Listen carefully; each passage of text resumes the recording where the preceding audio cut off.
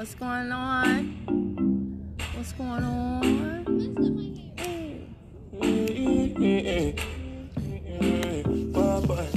So y'all say y'all like this yesterday. So the sun is setting, but we're gonna try to get it in today.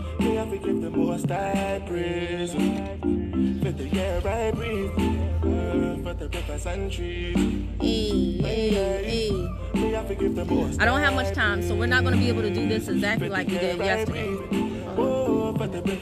Let me just hit my pot.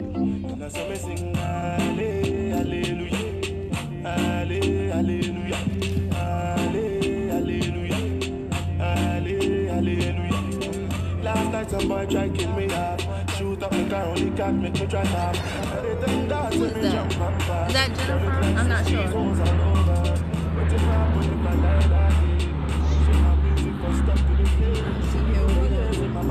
What's today, 13?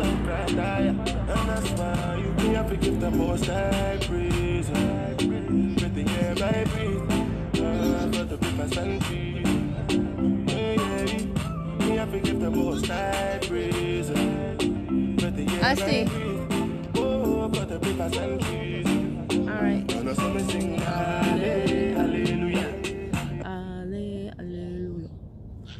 I see. All right, let's get Instagram on. Thank you. Got some inventory coming in. Got some inventory going. Mavis, here you go again. Oh, I gotta block you. That's what it is. Okay. So, guys, listen. I don't have much time. We're just gonna take. What? Oh. Don't make him touch. Don't put your monkey on my water. Baby. So what we're gonna do is we're gonna go through this pretty rapidly. I'm not gonna read as many verses in each book today, but from Jesus te llama, today is 13 de mayo, the 13th of May, and so this one sentence really stuck out to me, and it is cuando las cosas se ven mal, when things appear to be bad, busca oportunidades para desarrollarte. Look for opportunities to develop yourself, especialmente en áreas donde necesitas ir hacia adelante, especially in areas where you need to like go forward. Dejando tus cuidados, leaving your what is cuidados? Like cares, your worries. Dejando tus cuidados en mis manos expertas, leaving the things that you care for in mis manos expertas, my expert hands. So that's the whole thing. Like when things seem to go wrong, look for opportunities to develop yourself. I always talk about becoming the highest version of yourself, especially in areas where you need to go forward, leaving your cares in my expert hands. Okay, what better place to leave them? Now let's take a snippet out of Hung from the Tongue, shall we? A snippet out of Hung from the Tongue. All right, what do I want to share with you guys from Hung from the Tongue, right quick. Hey, what's going on? You coming out on your bike to show the young ones how it's done? I like that. Okay, let's talk about Mark. Okay, the first statement I want to make is what you say is what you get. The scripture reference is Mark 11:23. That's exactly what it says. Do you see this mountain? If you want to move it, all you have to do is speak to it, and you will have what you will. You showed him how it's done. All right, son. If you want to move it, all you have to do is speak to it, and if you will have belief in what you say, then you can have it. You can have whatsoever you say. These words are true. They're scriptural. Okay, what you see is what you get. No, it's not. Like the famous comedian says, what you see is what you get, because we don't walk by sight, we walk by faith. What comes out of your mouth will determine your future. We have always said that God knows the future. Is that right? Well, how does he know it? Because he is God. There is more to it than that. God knows the future because he has spoken the future. You see, he spoke the world into existence, and he spoke everything else into existence. He spoke the future into existence. He said, this world will pass, but this world will pass, but my world never will. Okay? And because we are gods, because we are made in the image and likeness of God, we too can speak the future. Let's go to conceive, believe, and achieve right quick, okay? This is going to be really, really quick. I'm just going to read a snippet. Again, if you are not a part of the Believe Nation with me, definitely you should be. If you want to do some wonderful things in your life, right? If you want to do some wonderful things with your belief, it all starts with your belief. Listen to this.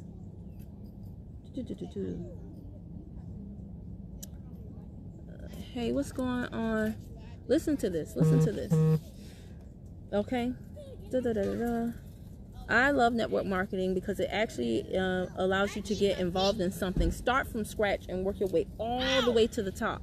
Corporate America doesn't really allow you to do that. If you're going to get to the top, it's going to take you 20 to 30 years. I read in a book during my first year of network marketing that if you survive it for 10 years, you'll be wealthy beyond your wildest imagination. The word survive stuck out to me. That gives the impression that it's going to be a fight. So I told myself, well, let me get ready for the fight. And for me, it took 4.5 years to find that survival breakthrough. Once I found that breakthrough, it became all about helping other people understand that there is a process they are going to have to go through and grow through. And that is going to allow them to get to where it is that they want to go. We become excited about what's happened, and then we become even more excited about what's about to take place. I can totally relate to everything he is saying right here. It is so very true.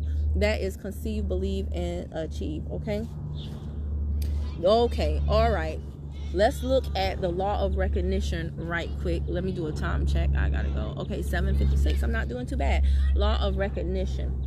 This is good. Recognition of an uncommon mentor. Guys, there's 2 ways to learn. There's 2 ways to get wisdom. One is through your own mistakes, and the other one is by learning from mentors. The 2 ways to get wisdom: mentors and mistakes. Okay? Now, mentors are the difference between poverty and prosperity, decrease and increase, loss and gain, pain and pleasure, deterioration and restoration. An uncommon mentor is the master key to the success of a protege. Proverbs 4:7 says, wisdom is the principal thing, principal, primary, main, okay? An uncommon mentor transfers wisdom through relationship. He that walketh with the wise man shall be wise, but a companion of fools shall be destroyed. Destroyed what? Destroyed in your relationships, destroyed in your finances. The man who has foolish friends will lose his wife. Okay, all right. Joshua knew this. And Joshua, the son of Nun, was full of spirit of wisdom, and Moses laid his hands upon him. That was in Deuteronomy 34:9. It's so hard to stop reading this book, but I'm going to pause right there. Understand this. You're going to learn. You're going to get wisdom from 2 things. Either the hard way from your own mistakes, or the smart way from that of your mentors. It's your choice all day, every day, okay? Now let's go to vibrational money emerging. Some of y'all have an issue with money. I don't have an issue with money. I'll put it like this. You're never really there. You're always working to get to a next level, because as you hit one level, your belief rises, so you have to go to another level. So I'm definitely still working, but I'm much better than I used to be. I don't have a problem with the sound of money. I don't have a problem with the look of money. I don't have a problem with the smell of money. I don't have a problem with none of them things, okay? So let's talk about this whole vibrational.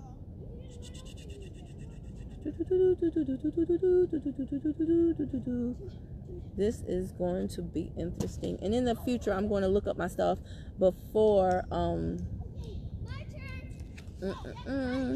before I actually go to talk to you guys about it, okay? Let's see here.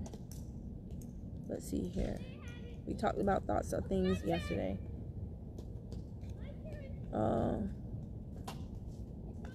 Okay, let's do this. Often people ask, why is it that some people do the same things in their network marketing company that I do, but they get better results? Well, that has a lot to do with people's relationship with money. How they view money, how they view wealthy people, and how they view successful people. That's what this whole book is about. It's about raising your vibration toward one of success, one of wealth, one that accepts that there is abundance in this world, rather than scarcity or lack or limitation, and that any excess should be chastised. Okay? I love from people who are getting great results from this program. It's awesome. Keep sharing it. And then he references his Facebook group. I have to remind you that just thinking about things or sitting around meditating on a tree stump may be entertaining, but it will not make you rich. Thoughts are important to drive your actions, but without taking... Sorry about that, Facebook and YouTube. But without taking serious, massive action, it has not been my experience that you can get rich. Please take this information as a stepping stone to taking action, and know that thoughts alone will not make you money or make you rich. Okay? Action plus thought. Okay? Action plus thought. I'm not going to read the 9 laws of success because she does this herself on Instagram Live at 5 p.m. every single day, but it is a very good book. But let me give you some background information into her. Okay? An order shipped. Awesome. Awesome sauce. Awesome sauce. Okay? Let me see here. Hold on. Let me see here.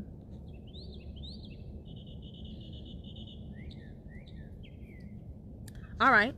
So this is the book, The Quiet Storm. It is one of the leaders in my companies. I'm not on her team, but I admire some of, many of the marketing things that she does, and I saw this book was available, and I wanted to know more about this woman and why she, how her mind works, right?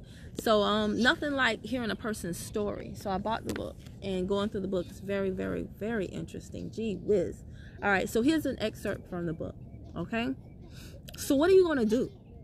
Christina asked me that same question almost every single day, and I always answer her the same way. I didn't know what to do. But one day while we were walking home from school, I finally came up with a plan. I'm going to call Child Protective Services, I told Christina. That's a good idea. You can call them from my house. Let's do it right now. Even though I was supposed to be going home, I snuck over to Christina's house, and we found the telephone number in the book. I knew I was going to get it when I got home, but I tried not to think about that because if my plan worked, getting home late wouldn't matter. We would be out of Sharon's house that night. After it seems like speaking to 1,000 people at CPS, they finally put a social worker on the line. Yes. Don't you throw that ball at me. I wasn't going to. Okay, what you doing then? He said, your mom said it's dinner time. Okay. Let me finish this up right quick, okay? Okay. What's going on? The lady asked me after I told her who I was. Well, my mother went to jail and she left us with this lady, and this lady makes us eat beets and celery every day. The woman didn't seem too impressed with what I was saying. Christina kept whispering in my ear, tell her about the water hose. I said to the social worker, and Sharon beats us. She beats you? Uh-huh, I said. She beats me and my brother almost every day. I think she's really going to hurt my brother because he just got out of the hospital. That got her attention. What's wrong with your brother? He got burned in a fire. I knew I was making it sound like Sharon had something to do with the fire, but I didn't fix it. I just kept on. And she's going to beat me today, I said, because I'm going to get home late because I had to stop and call you. The woman on the phone told me that her name was Mrs. Robinson. She asked me for my name and where we were living. She asked me a bunch of questions that I didn't know the answer to, but Christina helped me, and I told her everything I could. We're going to take care of this, Stormy, she finally told me. Are you going to do something today? It might take us a little longer than that, Miss Robinson said, but we are going to look into this, I promise. When I hung up, I was so disappointed. I guess I hadn't really thought about the process. All I wanted was for them to come and get me and Niles. Now. You better get out of here, Christina said, sounding like she was scared for me. I grabbed my bag and sweater and ran out the house. I ran all the way home, but I didn't get to Sharon's house fast enough. She beat me for being late. By the time I went to bed that night, I didn't have a lot of hope that Niles and I were ever going to be saved. But I was shocked when 2 days later on a Saturday, Miss Robinson showed up at Sharon's house. At first, Sharon was pissed off. Who was this woman coming to her door? But then Miss Robinson told her that she was from the Department of Social Services, and they had a concern about the children who were living with her. Sharon got all nice and sweet. "Come on in," she told the lady as if she were glad to see her. Sharon laid it on thick as she led that lady into the living room. "Please, have a seat. Would you like something to drink?" she said, like she was always this nice. "No, thank you," Miss Robinson said before she started asking Sharon lots of questions, like how did she know my mother, and was she our official guardian? "Nah, I ain't their guardian, but Marlene has been real sweet to me, and I just wanted to help her out during a bad time." Niles and I were crouched down back in the hallway, trying to listen to everything. I told Niles that I called CPS, and at first he was mad because he thought we were going to get in trouble, but he didn't seem mad now. He was as scared as I was. "So how do you get along with the children?" we heard Mrs. Robin ask Sharon. "Oh, real good. They as sweet as their mother." I couldn't believe she was telling that bold-faced lie. Miss Robinson said, "Would you mind if I spoke to Niles and Stormy?" "Of course not. I'll go get them." Niles and I dashed back into the bedroom, but we could tell that Sharon heard our footsteps. "That lady wants to speak to you," she hissed at us. She didn't have anything else to say. Her warning was in her eyes and in the way that she said that to us. Niles and I walked out of the bedroom, down the hall, into the living room. My heart was beating so fast and so hard that I thought I was going to have a heart attack. Miss Robinson smiled when we came into the room, but I was too scared to smile back. "Are you Stormy?" she asked. I was almost afraid to tell her yes. I didn't want Miss Robinson to let Sharon know that I was the one who had called. Sharon would kill me for sure when Mrs. Robinson left, but I couldn't lie, so I nodded. "Are you Niles?" she said to my brother. "Yes." "Tell me, how are things here?" "Fine," Niles and I said at the same time. "You like being here?"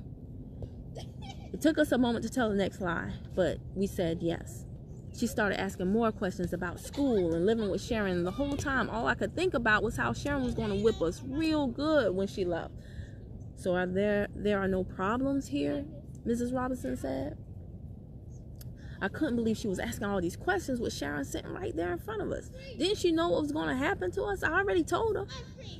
Mrs. Robinson stood up and told Sharon that she would be checking on us every week. I was only 9 years old, but my life flashed before my eyes. Next week would be too late. If Niles and I stayed there one more night after this, Sharon was going to tear us up, and one of us might end up dead. Without thinking, I ran into Sharon's room, dropped to my knees, and snatched the hose from under her bed where she hid it, and ran back in the living room. "Here it is," I said, shoving the hose under Mrs. Robinson's nose. "This is what she beats us with." I don't know who was more shocked, Mrs. Robinson, Sharon, or Niles.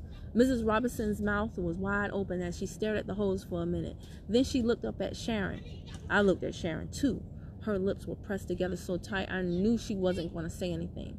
But she glared at me as if she wanted just one more chance to wrap that hose around my neck. Thank God she didn't get that chance. Niles and I didn't spend one more night in that house. Miss Robinson took us away, and I never ate another beet or piece of celery again.